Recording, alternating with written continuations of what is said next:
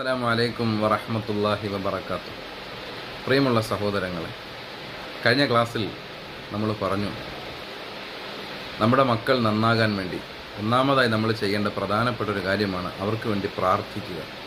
മക്കൾക്ക് വേണ്ടി അവരുടെ ഹൈറിന് വേണ്ടി എപ്പോഴും നമ്മൾ പ്രാർത്ഥിക്കുക. മക്കൾ നന്നാവാനുള്ള അടുത്തൊരു പ്രധാന വിഷയം എന്ന് പറയുന്നത്, നമ്മുടെ മക്കൾക്ക് നമ്മൾ മാതൃകയാകണം. മാതാപിതാക്കൾ നമ്മുടെ മക്കൾക്ക് മാതൃകയാകണം. നമ്മുടെ മക്കളോട് നീ അവരെ നോക്കി പഠിക്ക്, നീ ഇവരെ കണ്ടു പഠിക്ക് എന്നല്ല പറയാനുള്ളത്.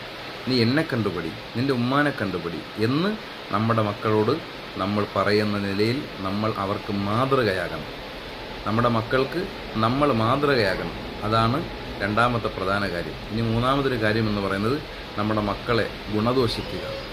മക്കൾ നന്നാവാൻ വേണ്ടിയുള്ള ഒരു പ്രധാന കാര്യമാണ്. ഗുണവും ദോഷവും എന്താണെന്ന് അവർക്ക് പറഞ്ഞ് മനസ്സിലാക്കി അവരെ ഗുണദോഷിക്കുക. അല്ലാഹു റബ്ബുൽ ആലമീൻ